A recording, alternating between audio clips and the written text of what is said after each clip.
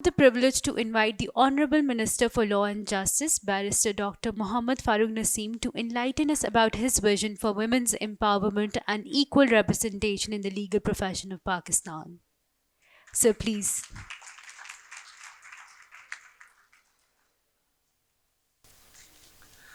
Bismillahirrahmanirrahim. Thank you very much. Uh, the organizers, Group Development Pakistan, the Australians and the Brits, in particular the High Commissioner, and Miss Fiona from the British High Commissioner. And one sincere mention of our guest of honor, Justice Azmaz Saeed, a great individual, a person with immense merit and integrity. So, can we have a big round of applause for Justice Azmaz Saeed?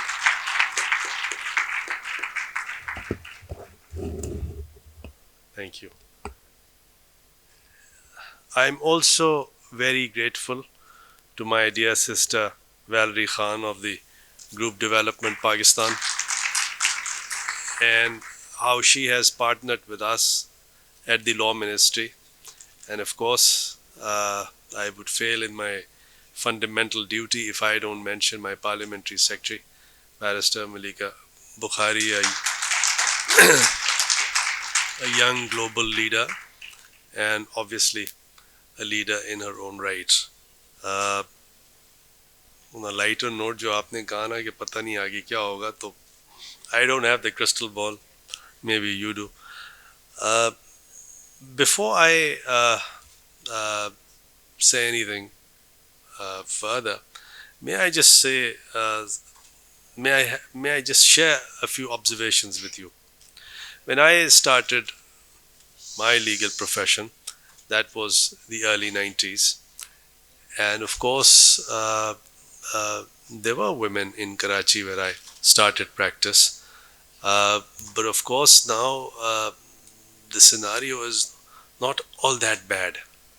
We have more and more women uh, in this profession, and women who who are to be taken seriously. They're very well educated, well meaning, well trained women all over Pakistan.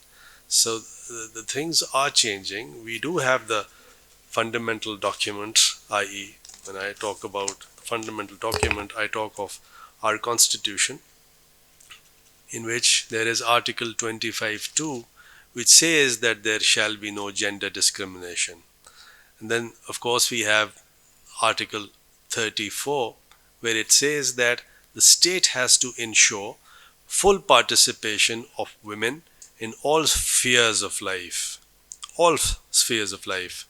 And there is Article 35, which says that the state shall protect marriage, family, the mother, and the child.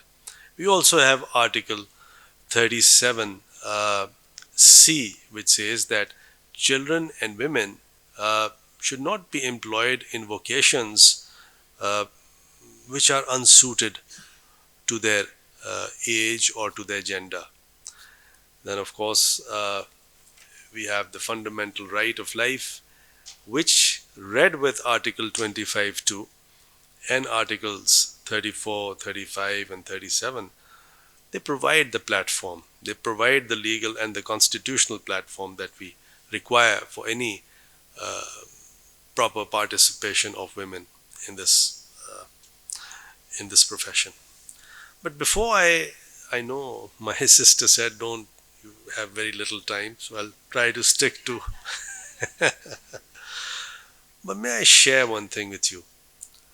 In the last 2 months or 3 months, I was so depressed by the attitude of our bar associations, bar councils, and even senior members of the Judicial Commission.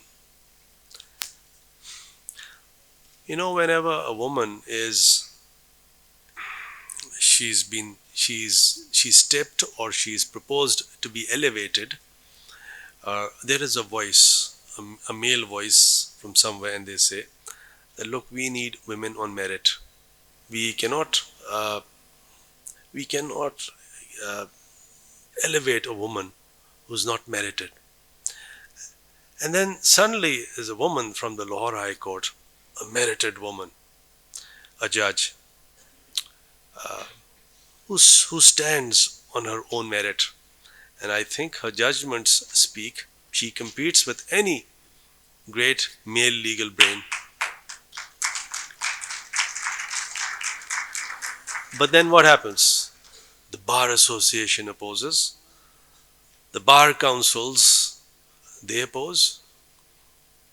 All of them who advocate human rights, all sorts of verbosity that we hear.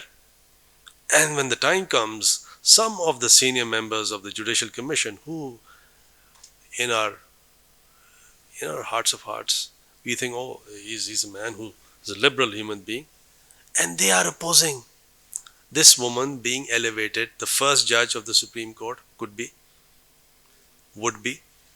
She's being opposed by these men who say that they are liberals, but in application and in practice, see what they do. The first opportunity that we get for a woman on merit who could have been a judge of the Supreme Court, all of them gang up and they say, no, don't elevate her. We are in minority, but we've not lost hope. We will try again. And we will keep on trying till such time we make sure that those women, especially those who are on merit, they get their proper, lawful, constitutional share. And we'll keep on doing that. This forum, this attempt that the Law Ministry has made, this is just the start. And we request you, all women in this country, and whosoever, whether they are men or women, please note that Islam and Islamic jurisprudence places a very precious role, a very high standing role to a woman. And what that is, beneath the feet of a mother lies the heaven of a child. Now, the child could be a woman and the child could be a man. So my heaven lies beneath the feet of my mother. And who's that mother? She's a woman. And that is Islam and Islamic jurisprudence for you. So make no mistake that as far as till such time this Law Ministry is there, yes, some people in jest say, oh, this is maybe not the Federal Ministry for Law and Justice. This is really a woman's rights ministry. I said, okay, this is a compliment for me. We'll keep on legislating whatever we feel appropriate to emancipate the women of this country. We had the anti-rape laws, and you know what the anti-rape laws. And perhaps it is the first time in the history of not only Pakistan, but if you would look other jurisdictions also. I'm not just saying because me, myself, my team made this law. Just compare it with the law that we have all over the world, and just see how the settings of Pakistan have been taken into account. And but again, as I say, this is just a start. We also had the Women Property Empowerment Statute. 50% of women in this country, on an average, are women. And this takes care. This property rights statute is a very important statute. And what it does, if you are a woman, irrespective of your education, your status, your wealth, and if you yourself or any NGO, a friend of yours, or suo moto, the woman ombudsman takes cognizance, then the woman ombudsman, then takes steps, curtails all procedures, and give you the possessory and other rights in the property. And why the women in Pakistan are not emancipated? One of the reasons, apart from this inherent male chauvinism that I spoke to you with regard to bar associations and bar councils and some senior judges, do excuse me, and I do apologize if I say this, because I was really depressed when this decision, when we were defeated by majority. So what I very respectfully state before all of you, that your emancipation is actually in your own hands also. You need to really work harder towards your capacity. And there's no reason why women should try to restrict themselves only to chamber practice, transactional work, or being happy with being in-house counsels or lawyers. You need to come into the field. You need to come into the profession. Unless and until you start practicing in the profession, practicing law, you will not be reckoned and considered for elevation to the higher judiciary.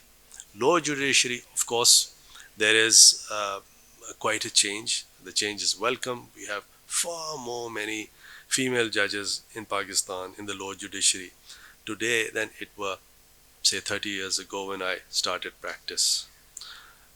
So once again, my regards for everyone, for each one of the participants, Valerie Khan, and all of the guests. Thank you very much.